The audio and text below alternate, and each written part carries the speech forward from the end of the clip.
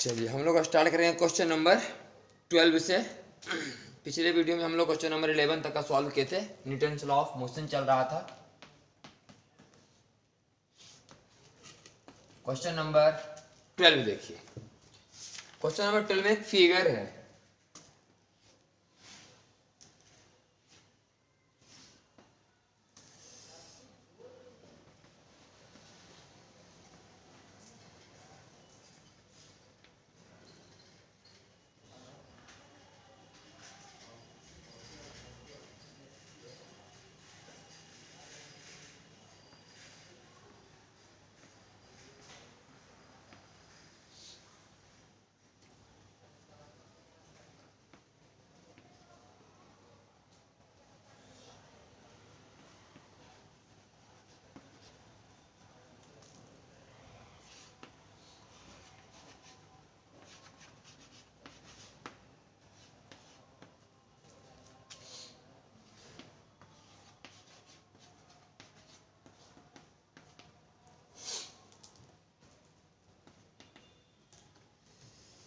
Question है कि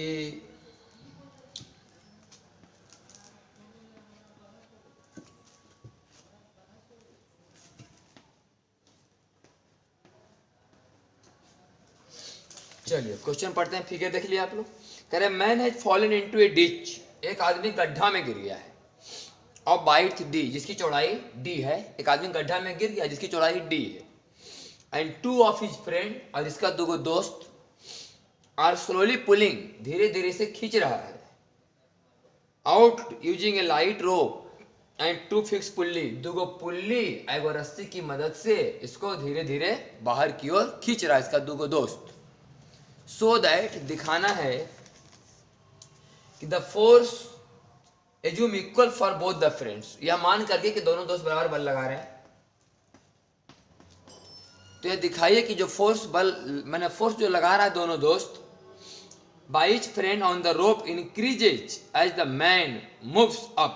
जैसे जैसे आदमी ऊपर जाएगा ना, इसको ही बल का मान बढ़ाना पड़ेगा। ऐसा आप बताइए, साबित कीजिए, दिखाइए आप।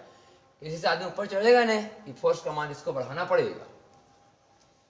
Find the force when the man is at a depth h, और उस समय जरा फोर्स का मान भी बताइए जिस समय कितना हाइट पर था नीचे, h।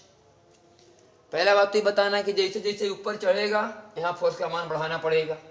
दूसरा बात, उस समय जरा फोर्स का मान भी बताइए जब ये h है, यहां से ही h है। चलो क्वेश्चन को सॉल्व करते हैं।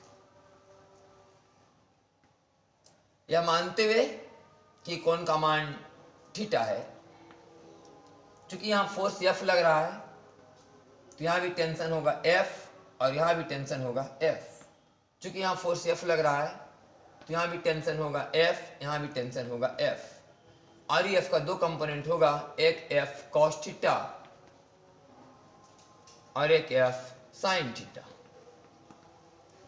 और इस F का भी दो कंपोनेंट होगा, एक F cos थीटा मतलब 2F cos थीटा और इधर F sin थीटा।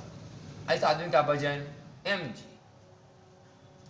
अब इसको धीरे धीरे ऊपर जा रहा है, कौन लेके जा रहा है इसको, 2F cos थीटा बराबर mg।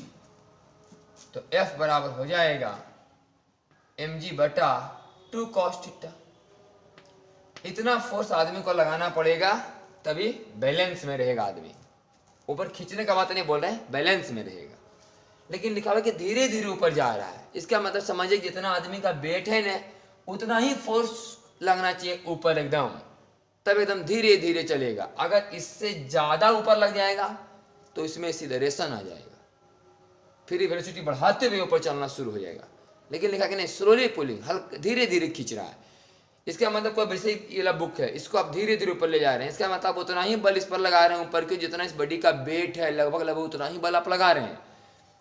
ऐसे तो बोल सकते हैं कि वेट जितना है उसे थोड़ा ज्यादा लगाएंगे तब ऊपर जाएगा, वो बात सही है, लेकिन इतना भी ज्यादा नहीं जिससे कि बॉडी में अच्छा खासा एक्सीलरेशन आ जाए और उससे इसका वेलोसिटी बढ़ना शुरू हो जाए। तो फिर स्लोली कैसे बोलेंगे कि स्लोली लेके जा रहे हैं।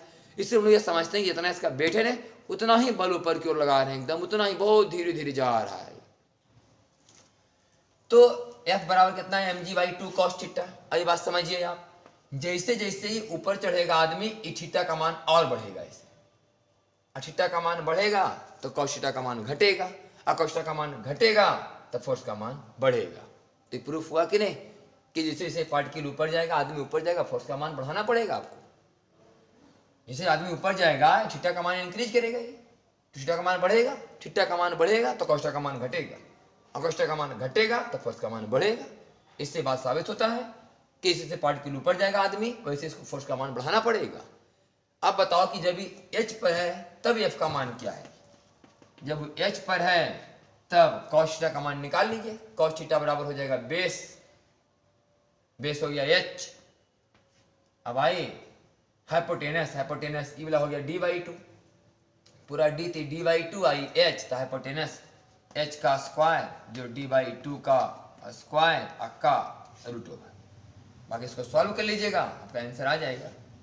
F बराबर mg/2, और cos थीटा का मान रखें आधार बटे कर्ण, थोड़ा सा उत्तम लीजिएगा, d²/4 कीजिएगा अपना, इसको सॉल्व कीजिएगा, आपका आंसर आ जाएगा। F का मान कब, जब ये H हाइट नीचे होगा, H डेप्थ नीचे होगा, जो बोलिए आप डेप्थ बोल सकते हैं, H गहराई नीचे होगा, तो आपका आंसर आ जाएगा यहाँ से। ये हुआ क्वेश्चन नंबर आपका 12 सॉल्व हुआ। नेक्स्ट हम लोग सॉल्व करते हैं क्वेश्चन नंबर 13।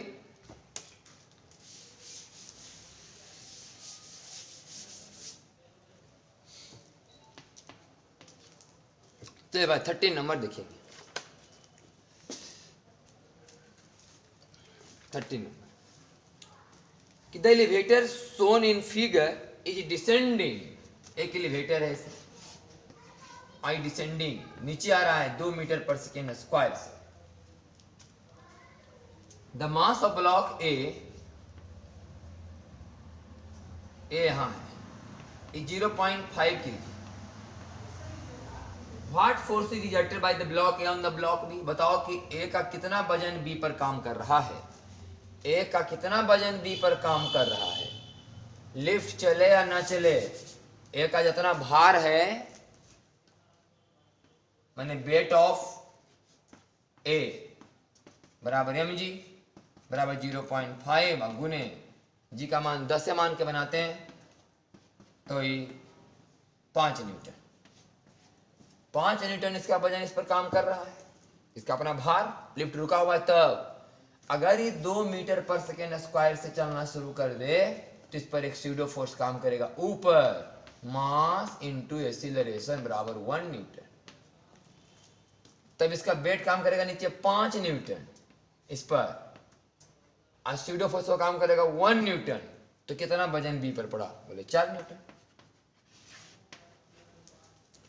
5 न्यूटन से एक्चुअल वेट है, चूंकि लिफ्ट आ रहा है नीचे तो स्यूडो फोर्स कहां लगेगा, ऊपर ए पर, तो ए का वजन थोड़ा घट जाएगा 1 न्यूटन। तो 5 न्यूटन वजन था, 1 न्यूटन ऊपर स्यूडो फोर्स ही लग गया, तो बी पर वजन पड़ेगा मात्र 4 न्यूटन। इसका क्वेश्चन नंबर आपका 13।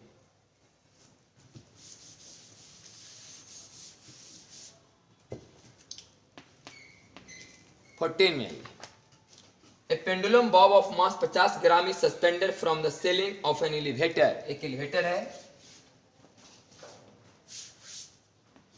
इसमें एक बॉब लटका हुआ है, इसका मास m बराबर 50 ग्राम है, मतलब 50 गुने 10 के पावर माइनस 3 kg बराबर 0.05 kg। इस बॉब का मास है 0.05 kg, जो किसी एलिवेटर के छत से लटका हुआ है। Find the tension in the string if the elevator goes up with acceleration 1.2 metre पर सेकेंड स्क्वायर। पहला सवाल है कि टेंशन बताइए। अगर ये रुका हुआ है तो टेंशन बराबर mg होगा, अगर ये रुका हुआ है तो टेंशन बराबर mg होगा, ये तो क्लियर है। लेकिन ए नंबर सवाल में कह रहा है कि find the tension in the string if the elevator goes up with an acceleration 1.2 metre पर सेकेंड स्क्वायर। लिफ्ट जो है 1.2 मीटर पर सेकेंड स्क्वायर से ऊपर जा रहा है, इस पर स्यूडो फोर्स नीचे काम करेगा, तब टेंशन का मान हो जाएगा mg प्लस ma। 1.2 मीटर पर सेकंड स्क्वायर से लिफ्ट ऊपर जा रहा है तो स्यूडो फोर्स यहाँ नीचे काम करेगा ma, तो टेंशन का मान बढ़ के हो जाएगा mg प्लस ma, ए का मान 1.2 मीटर पर सेकंड स्क्वायर। दूसरा सवाल है कि गोज अप विथ डिसीलरेशन 1.2, ऊपर ही जा रहा है लेकिन डिसीलरेशन से, मतलब -1.2 से, तो यहाँ पर -1.2 दीजिए।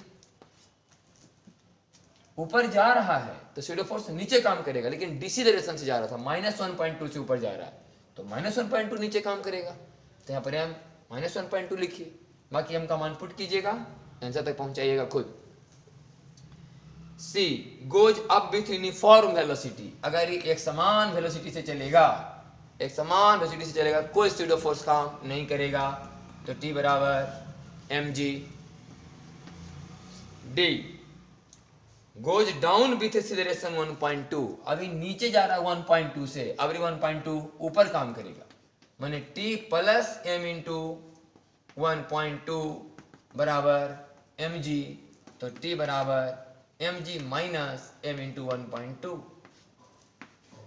ई में लिखा हुआ है कि गोज डाउन विथ डिसीलरेशन 1.2, अभी नीचे जा रहा है डिसीलरेशन से, मैंने नीचे जा रहा है -1.2 से, तो ऊपर काम करेगा अपनी -1.2, m -1.2 बराबर mg, तो टेंशन बराबर हो जाएगा mg प्लस m 1.2। और F में लिखा हुआ है कि goes down with uniform velocity, फिर अगर यूनिफॉर्म वेलोसिटी से चलेगा तो टेंशन वही का वही रहेगा, क्योंकि यूनिफॉर्म वेलोसिटी से चलने पर स्यूडो फोर्स काम नहीं करता। स्यूडो फोर्स तभी काम करते हैं जब सिस्टम में एक्सीलरेशन होता है, तो जब वेलोसिटी यूनिफॉर्म है, एक्सेलेरेशन होगा नहीं, तो T बराबर होगा सिर्फ mg। बाकी हर एक में आप m का मान पुट कर लेंगे 0.05 और g का मान जैसा हो 10 पुट कर लीजिएगा, तो आपका आंसर जो भी आना होगा अपना सब में कैलकुलेशन करने के बाद आ जाएगा। इधर क्वेश्चन नंबर आपका 14।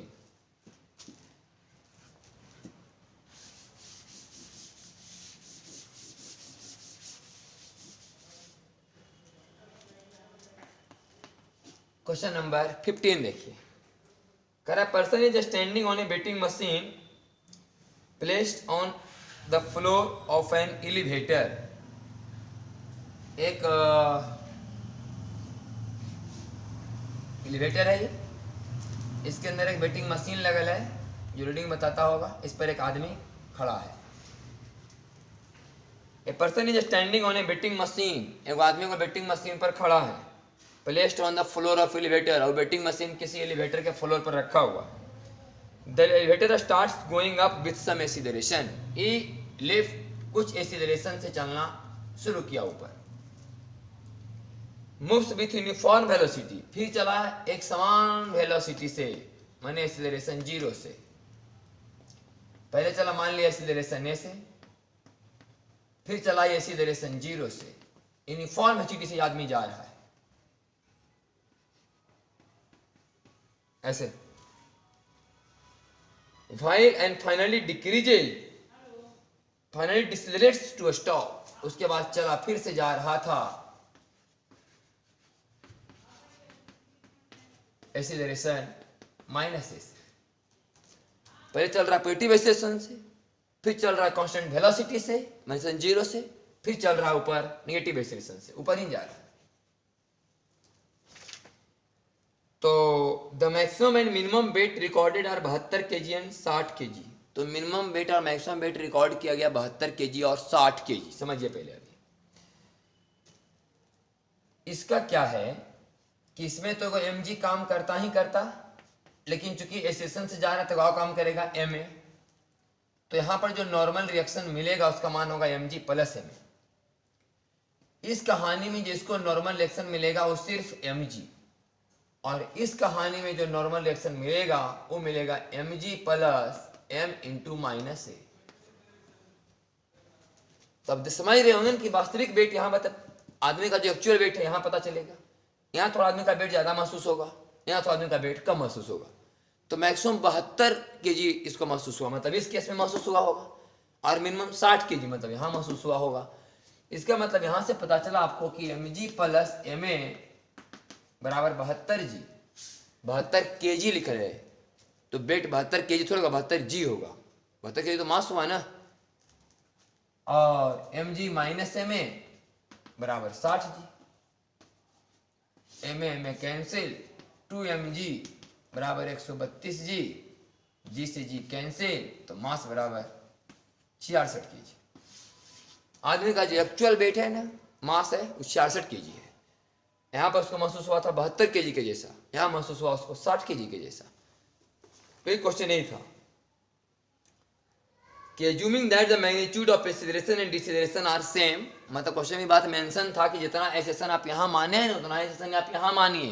क्वेश्चन में बात लिखल है, find the true weight of the person, आदमी का सही वेट बताइए। बोले 66 kg, 66 जी बोलिए वेट, मास के हिसाब से 66 kg बोलिए। द मैग्नीट्यूड ऑफ एक्सीलरेशन, और एक्सीलरेशन का मैग्नीट्यूड भी बताइए। तो अभी एम का मान यहाँ 66 पुट कर दीजिए, तो 66 जी प्लस 66 ए बराबर 72 जी। 66 जी प्लस 66 ए बराबर 72 जी, तो 66 ए बराबर 72 जी में जाएगा 66 जी, तो 6 जी, तो ए बराबर जी बटा 11, तो एक्सेलेरेशन का मान आ जाएगा जी बटे 11। इसका क्वेश्चन नंबर 15। 66 kg 0.9 मीटर पर सेकेंड स्क्वायर लिखा हुआ है, तो जी बटे 11 का मान जो भी आएगा अपना दशमलव में निकाल लीजिएगा। अगर हम 10 मान के बनाएं या 9.8 मान के बनाइएगा, जो भी कुछ लिखा हुआ नहीं है, 9.9 माना हुआ है जी का मान, तो 9.9 बटे 11, 11 9 99, 0.9 मीटर पर सेकेंड स्क्वायर। तो ये क्वेश्चन था। क्वेश्चन में बात लिखा हुआ था कि जितना एक्सेलेरेशन यहाँ है उतना एक्सेलेरेशन क्या मैग्नीट्यूड यहाँ है, मैग्नीट्यूड दोनों सेम है, बस एक्सीलरेशन है डिसीलरेशन है, लेकिन जा रहा है ऊपर ही, तो स्यूडो फोर्स नीचे, स्यूडो फोर्स नीचे, माइनस है तो माइनस से नीचे, प्लस है तो प्लस से नीचे। ये कांस्टेंट वेलोसिटी से जा रहा था, तुरंत का मान 0, कोई स्यूडो फोर्स काम ही नहीं करेगा। एन बराबर mg, एन का मतलब क्या समझ रहे हैं आप, हमको जितना रिएक्शन मिलता है नीचे से, हम समझते हैं कि हमारा वेट उतना ही है। हमको अपना वेट का आभास कहाँ से होता है, रिएक्शन से, नीचे से, एक्शन से नहीं, रिएक्शन से पता चलता है कि हमें कितना वजन है। यहाँ रिएक्शन ज़्यादा मिल रहा था तो लगा कि वजन ज़्यादा है, यहाँ रिएक्शन कम मिला, बोला कि वजन कम लगा, यहाँ रिएक्शन एक्चुअल वेट के बराबर मिला तो एक्चुअल वेट महसूस हुआ। वही निकालना था कि एक्चुअल वेट कितना है, तो 66 kg इसका एक्चुअल मास है, 66 kg, वेट सबसे बड़ी तो 66 जी, जो भी आप समझिए। ये था क्वेश्चन नंबर आपका 15।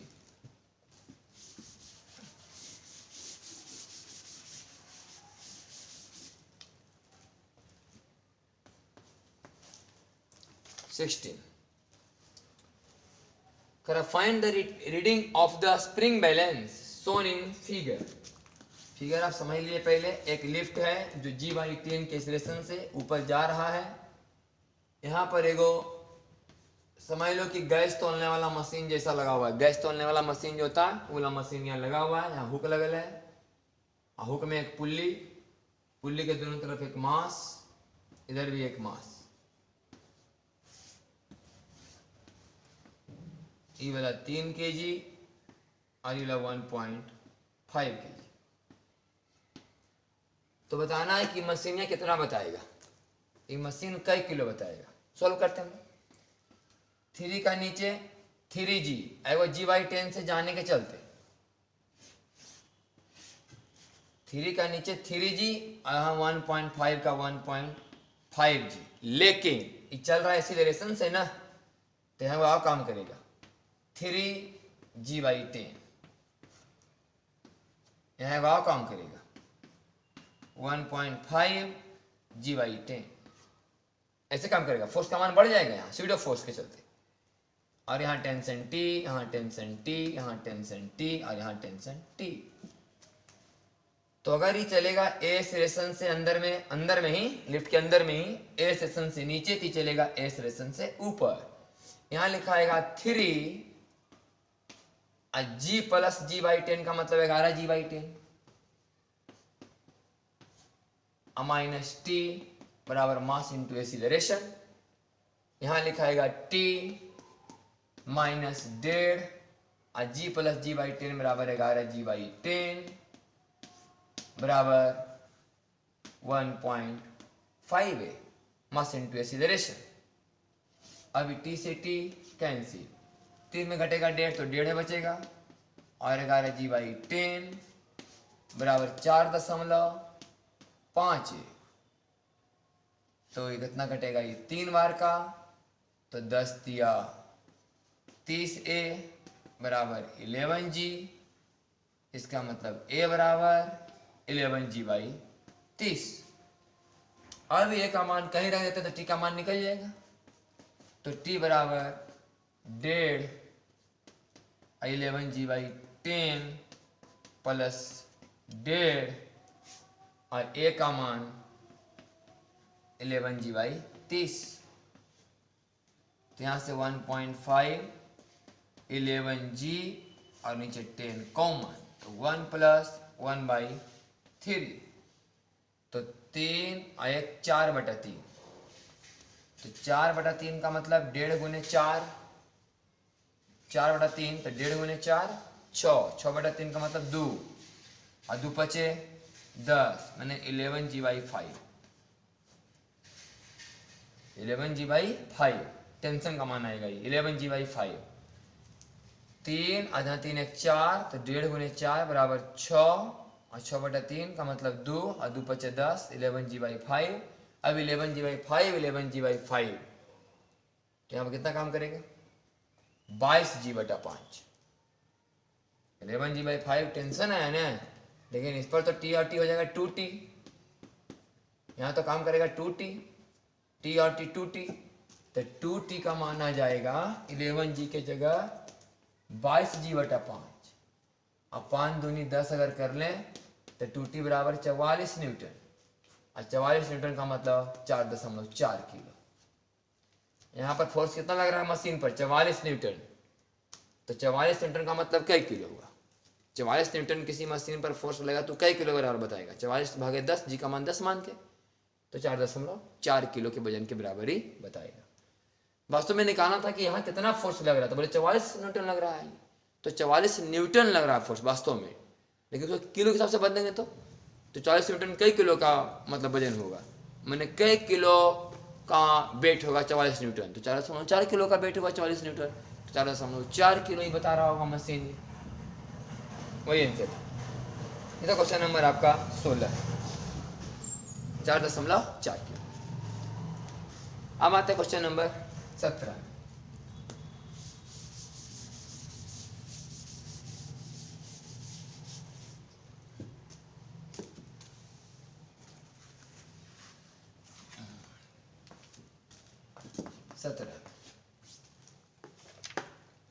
A block of mass 2 kg is suspended from the ceiling through a massless spring। एक सीलिंग में एक स्प्रिंग लगा हुआ है,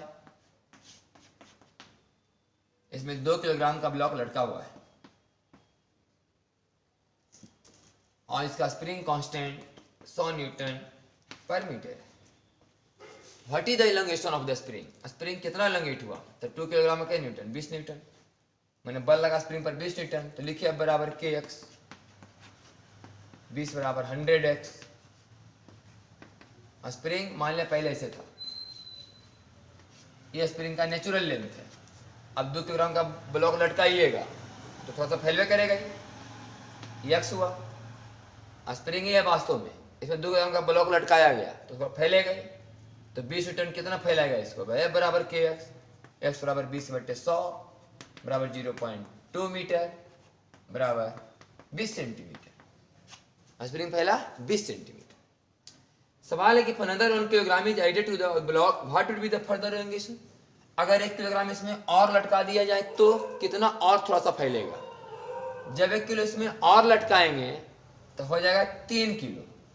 जब 1 किलो और लटकाएंगे कितना हो जाएगा 3 किलो, तब बल हो जाएगा 30 न्यूटन। तो तब कितना फैले, मैंने फैला रहा होगा यहाँ से ही, तो मान लिया कि x1 फैला। जब इसमें 1 किलो और लटका देंगे तो 2 किलो 1 किलो 3 किलो हो जाएगा, और 3 किलो का 30 न्यूटन, तो x का मान कितना आएगा, तो 30/100 आएगा बराबर 0.3 मीटर बराबर 30 सेंटीमीटर। तो पहले था 20 सेंटीमीटर फैला हुआ, 1 किलो और लटकाएंगे तो फैलेगा 30 सेंटीमीटर फैल जाएगा स्प्रिंग। तो कितना फैला 1 किलोग्राम के लटकाने से, बोले 10 सेंटीमीटर फैला।